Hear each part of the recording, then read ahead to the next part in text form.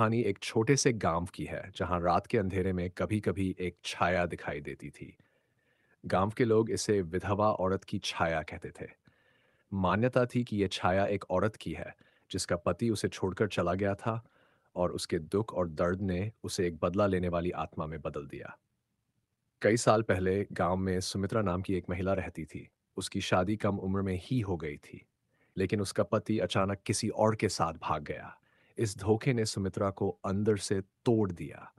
वह अपनी दुख भरी जिंदगी जीने के लिए मजबूर हो गई। समाज ने उसे छोड़ दिया और वह अकेली पड़ गई।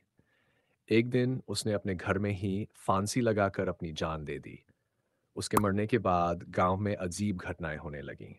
रात के समय लोग एक औरत की छाया को गांव की गलियों में भटकते हुए देखते थे।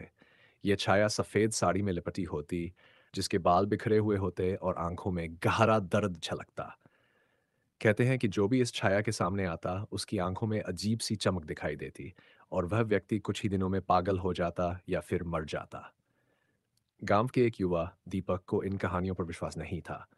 उसने ठान लिया कि वह इस रहस्य का पर्दाफाश करेगा। एक रात दीपक ने गांव की सबसे पुरानी और सुनसान सड़क पर जाकर इंतजार किया।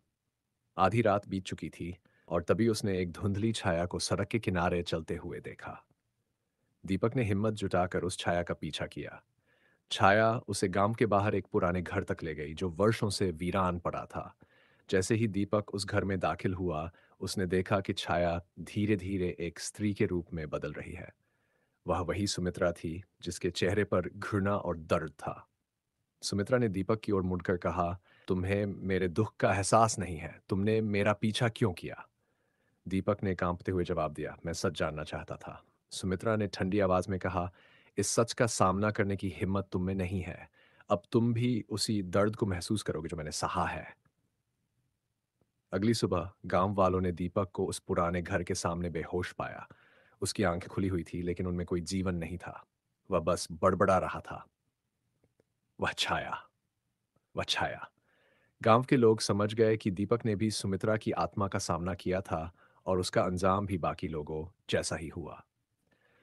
उस दिन के बाद गांव में कोई भी रात को बाहर निकलने की हिम्मत नहीं करता था।